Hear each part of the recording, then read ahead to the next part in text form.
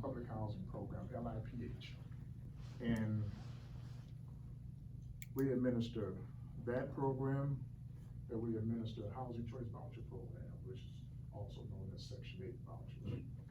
And also we have buildings and land and a couple of houses left that, property around town. Actually, the redevelopment authority, at one point in time, was the redevelopment arm for the city of Richmond. So let's understand what the low-income public housing program is. That is affordable housing, but it's very low and extremely low incomes. To qualify for our program, you have to make 30% of area median income or less. 30% or less. Our average household income for our families is $9,000, a little more than $9,000. And the average household size is 3 persons. So that's one program that we administer. And I'll just park right there for a minute. HUD is in the process of getting out of the public housing business and getting more into a Section 8 rental assistance type of business.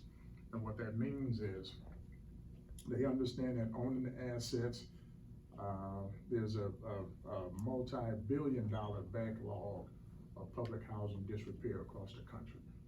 That's because it's been defunded over the years so drastically that housing authorities can't keep up with the capital needs associated with the building. Anybody that owns a house know that you gotta put the roof, you gotta get it furnished, you gotta do these things on a regular basis, otherwise your house will fall in disrepair. So if you put that on a broader scale, that's why we have the properties that look the way that they look. The Section 8 Housing Choice Voucher, that's synonymous.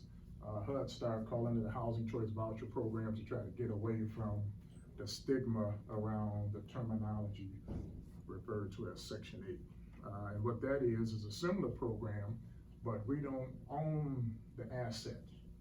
We don't own the building. There's a private landlord. We enter into an agreement where that landlord accepts the voucher, which is in turn the subsidy making the unit affordable.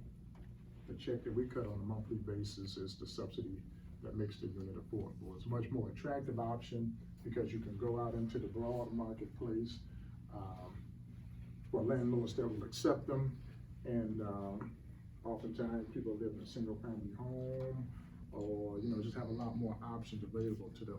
And now vouchers are mobile, meaning that you can move across the state, you can move across the country, and the housing authority will port in your voucher, and you'll go through the business of finding a landlord and a house and all that kind of stuff with your voucher. So, and that's hasn't always been the case. That's been the case since portability, I want to say